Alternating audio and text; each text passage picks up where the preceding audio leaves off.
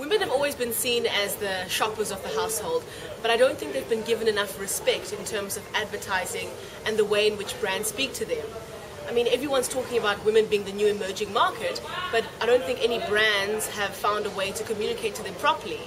And this is just from speaking to the ladies on our network. I mean, these ladies, their lives are so complicated and so multifaceted, and I just don't feel like any brands have been able to actually tap into their daily lives and manage to communicate to them. Way back in the days, we knew that all women were the same. We all had to stay home, raise the kids, be the housewife.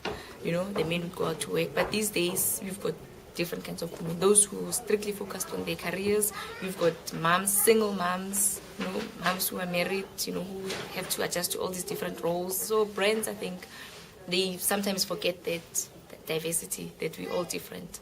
And that's what I find so annoying and so patronizing about some adverts that you see.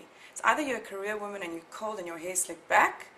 You know what, it's like really, that's not how the world is. We actually get sidelined career-wise if you have a family and you start having babies and things like that, because people assume that now that she's got a baby she will not be able to perform, and it's not true. And I think that comes from the advertising. You know, the way people dress maybe in ads, real women don't all do that all the time. Adverts like that shows girls running around in skimpy clothes to advertise certain female products, it's not realistic.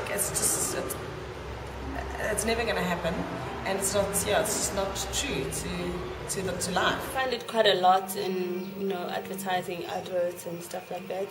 It's either they're talking to this mom who's a stay-home mom, or they're talking to this successful single woman, or, you know, they never really match the two together. It would be much nicer if everything is brought together, you know, like when you come together to things like this, they take each and every area of our lives and put it together. It would be more nicer. I think that women are more inclined to speak with and believe their friends, and this type of conversation I think is much more influential. So I think your mom is like, you know, the best advice that you can get. She can never misguide you. What I'm finding also, word of mouth, you know, because a product might be said it's great, but you speak to people and they'll have a different view, and then you'll use it and have your own opinion. So I know that if a friend of mine tells me that they've got experience with a certain product or a brand, that it has worked wonderful for them, I'll definitely go out and try it.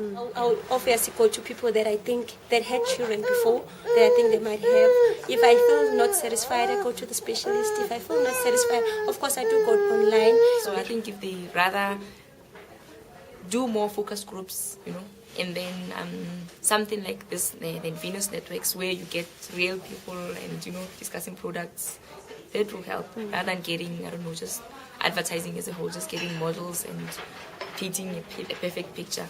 If your sister recommends something, or your best friend, you're going to go with that. You're going to trust them more than you trust an ad. That's word of mouth. It really works. Yeah. The world is changing so fast, and I think that right now women have firmly taken control of every aspect of their lives. And because of this, the way in which we speak to women has changed. I mean, gone are the days when marketers tell women what to think and what to buy. Each and every one of us is different, and I think that marketers underestimate this at their peril.